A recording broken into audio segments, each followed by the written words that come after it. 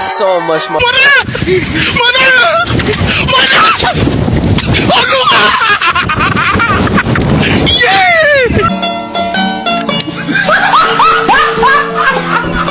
Are you ready, kids? Aye, aye, Captain! I can't hear you. Aye, aye, Captain! Oh! Fucking design on right now. Break it down, bring it back, make it clap. I got 3 old thoughts, new block, where that thing. Bitches on my line, and you know Assalamualaikum warahmatullahi wabarakatuh. Sekolah Tinggi Ilmu Tarbiyah Buntut Pesantren merupakan perguruan tinggi agama Islam yang didirikan oleh Yayasan Lembaga Pendidikan Islam Buntut Pesantren yang diniasi oleh para kiai dan para sesepuh Pondok Buntut Pesantren pada tahun 2017. Di dalam STIT Buntut Pesantren sendiri terdapat mata kuliah pendidikan luar sekolah. Secara simpelnya, pendidikan luar sekolah adalah pendidikan yang dilakukan di luar jalur pendidikan formal maupun sekolah-sekolah biasa. Kami di sini sedikit memberikan informasi terkait tentang karakteristik sasaran model-model pendidikan luar sekolah. Sebelum beranjak ke materi, alangkah lebih baiknya kita memperkenalkan diri terlebih dahulu.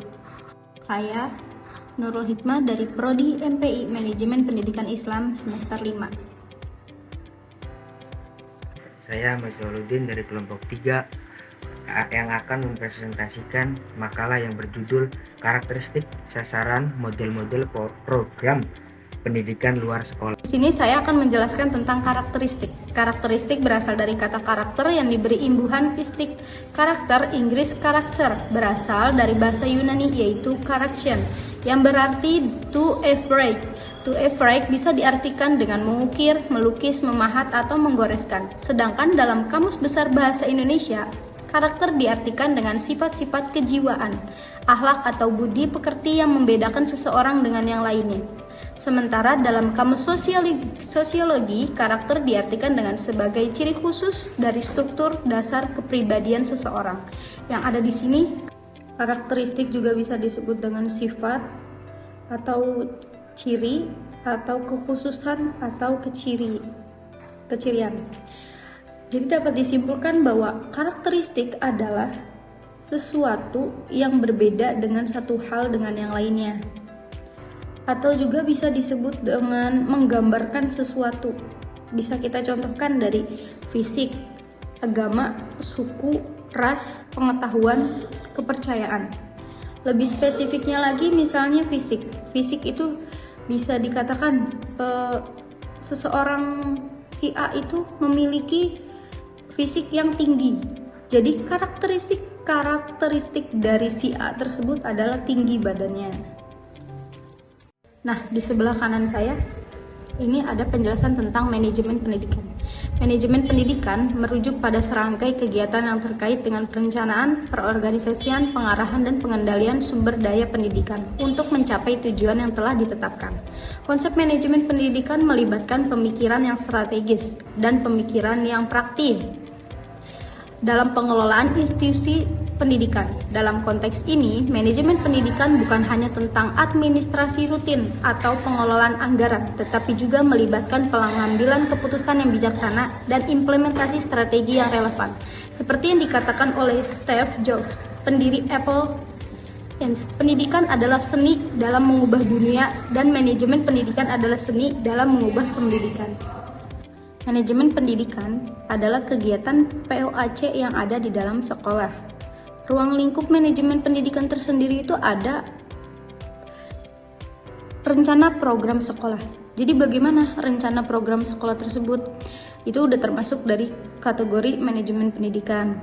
Lalu pelaksanaan program sekolahnya, mau diadakan tanggal berapa, mau diadakan kapan waktunya, itu bisa. Lalu ada yang ketiga itu ada kepemimpinan. Bagaimana kepemimpinan di sekolah tersebut? Ataukah dia menjalani tugas dengan baiknya atau seperti apa?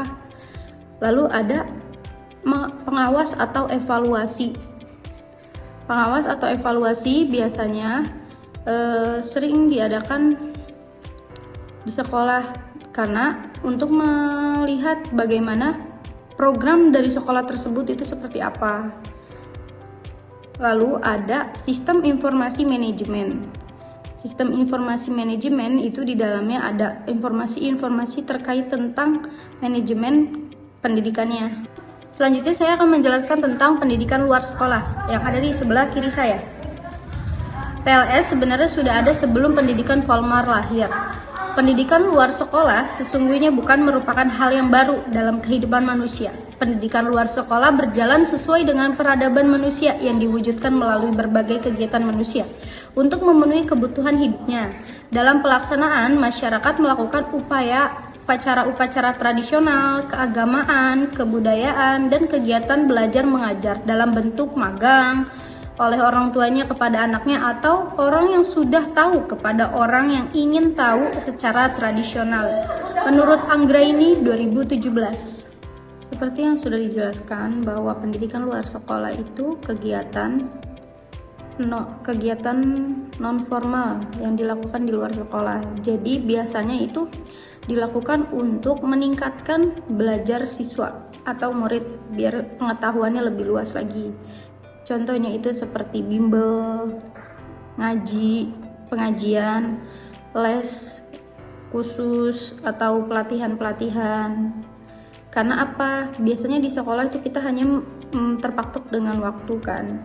Tapi kalau misalnya pendidikan di luar sekolah itu tergantung dengan program di sekolah tersebutnya. Bisa dilakukan di luar sekolah, bisa dilakukan di rumahnya atau di luar-luar gitu. Dan itu bisa meningkatkan pembelajaran kita supaya kita lebih mengetahui lebih dalam lagi apa yang kita dapatkan yang tidak kita dapatkan di sekolah. Atau kita bisa memperdalam pengetahuan yang kita dapat di sekolah. Jadi kita gali lebih dalam lagi di luar sekolah dengan cara adanya les privat atau lain sebagainya. Jadi kegiatan pendidikan luar sekolah itu mempermudah murid untuk lebih mengetahui informasi-informasi atau pengetahuan-pengetahuan yang sebelumnya kita tidak tahu menjadi lebih tahu, atau sebelumnya kita kurang paham terkait dengan guru yang dijelaskan di kelas, kita menjadi lebih tahu karena kita belajar di luar sekolah seperti les dan bimbel yang tadi saya contohkan. Mungkin itu. Lalu materi selanjutnya itu karakteristik sasaran model-model program pendidikan luar sekolah yang akan dijelaskan oleh rekan saya. Kepadanya saya persilahkan. Saya akan melanjutkan yang kedua, karakteristik sasaran model-model program pendidikan luar sekolah. Yang pertama adalah karakteristik menurut segi tujuan. Karakteristik dapat dibagi berdasarkan tujuan yang ingin dicapai. Contohnya, jika tujuannya adalah efisiensi, maka karakteristiknya mungkin mencakup optimasi proses dan penggunaan sumber daya. Sedangkan jika tujuannya adalah keamanan, maka karakteristiknya mungkin meliputi enkripsi data dan kontrol akses yang ketat. Yang kedua, karakteristik menurut segi waktu dari penyelenggaraannya. Karakteristik menurut segi waktu penyelenggaraannya dapat mencakup aspek seperti kecepatan, keteraturan, dan keberlanjutan. Misalnya, jika berbicara tentang sebuah acara atau proyek, karakteristik waktu dapat mencakup kecepatan dalam menyelesaikan tugas, konsistensi dalam jadwal, dan keberlanjutan dalam menjaga momentum atau konsistensi dari waktu ke waktu. Yang ketiga, karakteristik menurut segi programnya. Karakteristik menurut segi programnya dapat mencakup berbagai hal seperti tujuan, struktur, metodologi, dan cakupan program tersebut. Misalnya, sebuah program bisa memiliki tujuan yang jelas, struktur yang terorganisasi dengan baik, metodologi yang sesuai dengan kebutuhan, dan cakupan yang mencakup semua aspek yang relevan dengan mencapai tujuan program tersebut. Yang keempat, karakteristik menurut segi proses belajar dan pembelajarannya. Karakteristik dalam konteks proses belajar dan pembelajaran meliputi berbagai aspek seperti interaksi, adaptif, kolaboratif, reflektif, dan kontekstual. Proses belajar yang interaktif melibatkan partisipasi aktif dari pembelajar dalam pembelajaran. Kemudian, keberadaan adaptif memungkinkan penyampaian materi yang disesuaikan dengan kebutuhan dan kemajuan individu. Sementara itu, pembelajaran kolaboratif mendorong kerjasama antara pembelajaran untuk mencapai pemahaman yang lebih baik. Aspek reflektif memungkinkan pembelajaran untuk merefleksikan pengalaman dan pemahaman mereka. Terakhir, pembelajaran kontekstual mempertimbangkan konteks nyata dan relevansi materi pembelajaran terhadap kehidupan sehari-hari pembelajaran. Yang kelima, karakteristik menurut pengendalian programnya. Karakteristik pengendalian program dapat mencakup beberapa hal seperti fleksibilitas, ketelitian, transparansi, dan keberlanjutan. Fleksibilitas mengacu pada kemampuan program untuk menyesuaikan diri dengan perubahan situasi atau kebutuhan yang mungkin terjadi selama pelaksanaannya. Ketelitian mencakup tingkat akurasi dan kehati-hatian dalam pelaksanaan program. Transparansi mencakup keterbukaan dalam mengungkapkan informasi terkait dengan program kepada semua pihak yang terlibat. Terakhir, keberlanjutan mengacu pada kemampuan program untuk berkelanjutan secara finansial, operasional, dan kelembagaan dalam jangka waktu yang panjang. Dan mungkin itu saja yang dapat kami sampaikan. Segala kekurangannya mohon maaf karena kita masih belajar. Semoga bisa membantu. Bye-bye. Terima kasih. Kami pamit undur diri. Wassalamualaikum warahmatullahi wabarakatuh.